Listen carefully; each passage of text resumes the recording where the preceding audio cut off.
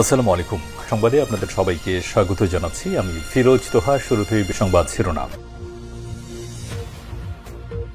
বাংলাদেশের সর্বশেষ গুরুত্বপূর্ণ আপডেট সংবাদে আপনাকে স্বাগত। শুরুতেই সংবাদ শিরোনাম, পরে বিস্তারিত। প্রথমে জানাবো, বঙ্গবন্ধু মুরাল গুড়িয়ে দিল ছাত্র জনতা। মৌলভীবাজারে শেখ মুজিবুর রহমানের ছবি দিয়ে বানানো বঙ্গবন্ধু মুরাল গুড়িয়ে দিয়েছে ছাত্র জনতা। আজ মৌলভীবাজারের সরকারি উচ্চ বিদ্যালয় মাঠে শহীদ মিনার প্রাঙ্গণে অবস্থিত মুরালটি হিন্দুস্তান বুলডোজার দিয়ে গুড়িয়ে উল্লাস করে সাধারণ মানুষের সময় তারা বাংলাদেশের জমি মুজিবের স্থান নেই স্লোগান দেয়। মুরাল ভাঙা দৃশ্য উৎসুক জনতা মোবাইল ফোনে ধারণ করতে দেখা গেছে। এরপর জানাবো, বিএনপির বিরুদ্ধে অপপ্রচারের পেছনে সুনির্দিষ্ট চক্রান্ত রয়েছে বললেন মির্জা ফখরুল। জাতীয়তাবাদী শক্তিকে ধ্বংস করতে বিএনপির বিরুদ্ধে অপপ্রচার করছে তা পরিকল্পিত চক্রান্ত। আজ রাজধানীর গুলশানে হোটেল লেকশোরে Tarique Rahman the hope of Bangladesh সংবলিত গ্রন্থের প্রকাশনা অনুষ্ঠানে সব কথা বলেছেন ফখরুল আরও বলেছেন, একটা জিনিস মনে রাখতে হবে, বিএনপির বিরুদ্ধে আজকে যে অপপ্রচার করা হচ্ছে এর পেছনে কিন্তু একেবারে সুনির্দিষ্ট চক্রান্ত রয়েছে। এদিকে বড় শয়তান এখনো কাঁধে শ্বাস ফেলছে, অভিযোগ তথ্য উপদেষ্টার। বড় শয়তান এখনো কাঁধে শ্বাস ফেলছে বলে মন্তব্য করেছেন তথ্য উপদেষ্টা মাহফুজ আলম। আজ নিজের ভেরিফাইড ফেসবুক আইডিতে এক পোস্টে এই মন্তব্য করেছেন তিনি। মাহফুজ আলম তার পোস্টে বলেছেন, এখনো ঐক্যই দরকার, হটকারী স্পেস দিলে বরং দেশের ক্ষতি হবে। বিরোধিতা আর প্রতিদ্বন্দ্বিতা কোনোভাবেই বিদ্বেষ ও শত্রুতায় ঠেকানো যাবে না। এদিকে মিটফোর্ডের সোহাগ হত্যাকাণ্ডে 2 আসামির 4 দিন করে রিমান্ড। পুরান ঢাকার স্যার সলিমুল্লাহ মেডিকেল কলেজ হাসপাতাল মিটফোর্ডের সামনে ভাঙাড়ি ব্যবসায়ী সোহাগকে নৃশংস হত্যার ঘটনায় গ্রেপ্তার আলমগীর ও মনির ওরফে লম্বা মনিরের 4 দিন করে রিমান্ড মঞ্জুর করেছে আদালত। আজ চিফ মেট্রোপলিটন ম্যাজিস্ট্রেট মোহাম্মদ সেফাতুল্লাহর আদালত তাদের রিমান্ডের এই আদেশ দেন। এবং সর্বশেষ জানাবো, ফের হাসপাতালে মাহাথির মোহাম্মদ। মালয়েশিয়ার সাবেক প্রধানমন্ত্রী মাহাথির মোহাম্মদ শারীরিক অবসাদজনিত কারণে হাসপাতালে ভর্তি হয়েছে। আজ বার্তা সংস্থা রয়টার্স দেশটির সাবেক প্রধানমন্ত্রীর কার্যালয়ের বরাতে এই তথ্য নিশ্চিত করে। এর আগে দেশটির গণমাধ্যমে প্রকাশিত খবরে বলা হয়, নিজের 100তম জন্মদিন উপলক্ষে আয়োজিত এক পিকনিক অনুষ্ঠানে হঠাৎই অস্বস্তি বোধ করেন তিনি। প্রিয় দর্শক, এতক্ষণ শুনছিলেন সংবাদ শিরোনাম, এবারে বিস্তারিত। তবে তার আগে বন্ধুরা, অনুরোধ থাকবে এই সংবাদটিতে একটি লাইক দিন। এই চ্যানেলে আপনি নতুন হয়ে থাকলে আমাদের সংবাদটি দেখতে দেখতে চ্যানেলটি সাবস্ক্রাইব করে রাখুন। কমেন্ট করে বন্ধুরা আপনার মূল্যবান মতামত জানিয়ে দিন আপনি বিশ্বের কোন দেশ থেকে বা বাংলাদেশের কোন স্থান থেকে আমাদের সংবাদটি দেখছেন এবং শুনছেন। বঙ্গবন্ধু মুরাল গুড়িয়ে দিল ছাত্র জনতা।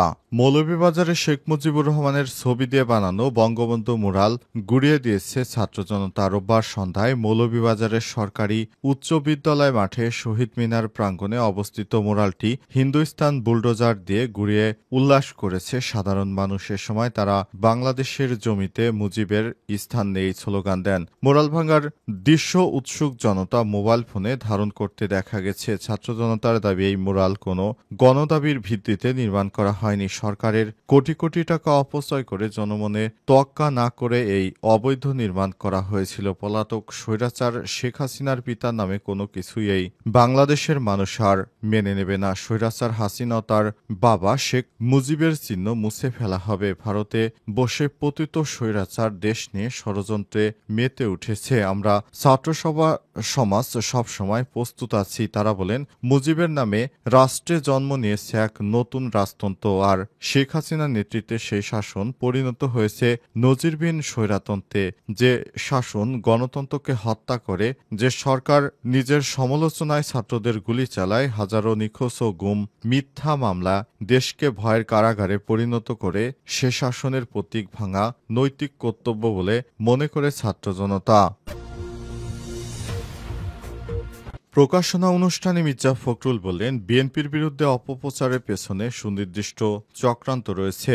জাতীয়তাবাদী শক্তিকে ধ্বংস করতে বিএনপির বিরুদ্ধে অপপ্রচার চলছে, তা পরিকল্পিত চক্রান্ত বলে মন্তব্য করেছে দলটির মহাসচিব মির্জা ফখরুল ইসলাম আলমগীর। আজ রাজধানীর গুলশানে হোটেল লেকশোরে Tarique Rahman the hope of Bangladesh সংকলিত গ্রন্থের প্রকাশনা অনুষ্ঠানে সব কথা বলেন তিনি। মির্জা ফখরুল বলেছেন, একটা জিনিস মনে রাখতে হবে, বিএনপির বিরুদ্ধে আজকে যে অপপ্রচার হচ্ছে এর পেছনে একেবারে সুনির্দিষ্ট চক্রান্ত রয়েছে। সেই চক্রান্ত হচ্ছে বাংলাদেশের জাতীয়তাবাদী শক্তিকে ধ্বংস করে দেয়া। সেই চক্রান্ত হচ্ছে যে নেতা যিনি উঠে আসছেন, যার একটা সম্ভাবনা দেখা দিয়েছে, সেই তারেক রহমান সাহেবকে নিশ্চিহ্ন করে দেয়া, তাকে খারাপ জায়গায় ফেলে দেওয়ার চেষ্টা করা হচ্ছে। তারেক অসাধারণ দক্ষতাই তারেককে তার নেতৃত্বে এনে দিয়েছে উল্লেখ করে তিনি আরও বলেছেন, তারেক সাহেবের কাছে এই নেতৃত্বটা এসেছে অনেক দিক থেকে, পারিবারিক দিক থেকে। যে কথাটা আপনারা অনেকেই বলেছেন, যদিও কথাটা শুনতে আমার ভালো লাগে না। তারেক নিজস্ব গুণ আছে, যে গুণগুলোর জন্য তিনি আজকে এই পর্যন্ত আসতে পেরেছেন, না হলে আসতে পারতেন না। কেন বলছি আপনাদের এই কথাগুলো? আমার অভিজ্ঞতা, আমি বেশ কিছুদিন ধরে কাজ করছি একসঙ্গে। তারেক রহমান সাহেব দায়িত্ব পাওয়ার পর, অর্থাৎ ম্যাডাম জেলে যাওয়ার পর ওনার সঙ্গে সরাসরি কাজ করছি। আমি দেখেছি যে অসাধারণ একটা সাংগঠনিক দক্ষতা তার আছে, এটা খুব কম রাজনীতিবিদদের মধ্যেই রয়েছে। অসাধারণ, অতি অল্প সময়ের মধ্যে তিনি বিশাল একটা অংশকে সংগঠিত করে ফেলতে পারেন এবং অল্প সময়ের মধ্যে তিনি বাংলাদেশের গ্রামে একেবারে ওয়ার্ডে ওয়ার্ডে পৌঁছে গেছেন। সে কারণে তিনি সংগঠিত করে ফেলতে পারেন। তারেক রহমান খুব বড় মানের এক নেতা। বড় শয়তান এখনো কাঁধে শ্বাস ফেলছে বললেন তথ্য উপদেষ্টা। বড় শয়তান এখনো দেশে আছে, কাঁধে শ্বাস ফেলছে মন্তব্য করেছেন তথ্য উপদেষ্টা মাহফুজ আলম। আজ সন্ধ্যায় নিজের ভেরিফাইড ফেসবুক আইডিতে এক পোস্টে মন্তব্য করেন তিনি। মাহফুজ তার পোস্টে বলেছেন, এখনো ঐক্য দরকার, হটকারীদের স্পেস দিলে বরং দেশের ক্ষতি হবে। বিরোধিতা আর প্রতিদ্বন্দ্বিতা কোনোভাবেই বিদ্বেষ ও শত্রুতা নিয়ে ঠকানো যাবে না। তিনি আরও বলেছেন, বড় শয়তান এখনো আমাদের কাঁধে শ্বাস ফেলছে, তবে সবারই রেকনিং দরকার আছে। এ সময় মাহফুজ আলম বলেছেন, আমরা জুলাই অভ্যুত্থানের বর্ষপূর্তিতে পোস্টার ও পডকাস্ট প্রকাশ করব। জুলাই বর্ষপূর্তি উপলক্ষে পোস্টার ও পডকাস্ট প্রকাশ করা হবে।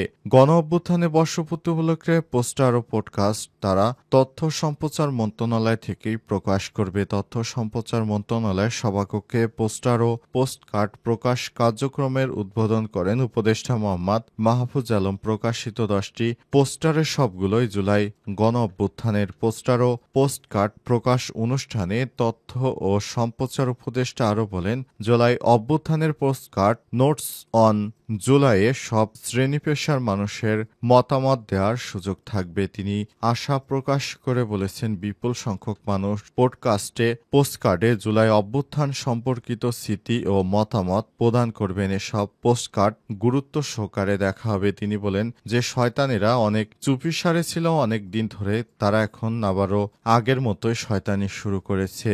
এদেরকে ধরে ফেলা হবে এবং শাস্তির আওতায় নিয়ে আসতে হবে। মিটফোর্ডের সোহাগ হত্যাকাণ্ডে 2 আসামি 4 দিন করে রিমান্ডে।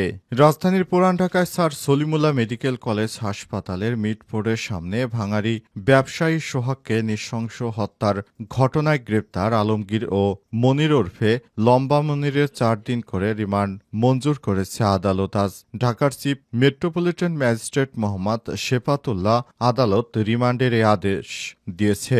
এদিকে তাদের আদালতে হাজির করা হয়। এরপর মামলার তদন্ত কর্মকর্তা কোতোয়ালি থানার উপপরিদর্শক মোহাম্মদ মনিরুজ্জামান তাদের 7 দিনের রিমান্ড চেয়ে আবেদন করেন। শুনানি শেষে আদালত তাদের 4 দিন করে রিমান্ড মঞ্জুর করেছে। তবে আসামিদের পক্ষ থেকে কোনো আইনজীবী ছিল না। এর আগে মামলায় 10 জুলাই মাহমুদুল হাসান মহিনকে 5 দিনের রিমান্ড এবং 12 জুলাই টিটন গাজীর 5 দিনের রিমান্ডের আবেদন নির্দেশ দেয় আদালত। এই ঘটনায় করা অস্ত্র আইনের মামলায় 10 জুলাই তারেক রহমান রবিনের 2 দিনের রিমান্ড মঞ্জুর করে আদালত। রিমান্ড শেষে 12 জুলাই আদালতে স্বীকারোক্তিমূলক জবানবন্দি দেয়। এরপর তাকে কারাগারে পাঠানো হয়। এর আগে শুক্রবার রাতে কোতোয়ালি থানার জিন্দাবাহার এলাকা থেকে মোহাম্মদ টিটন গাজীকে আরেক আসামিসহ গ্রেপ্তার করে পুলিশ। এই হত্যার মামলায় জড়িত থাকার সন্দেহে পর্যন্ত 5 জনকে গ্রেপ্তার করা হয়েছে।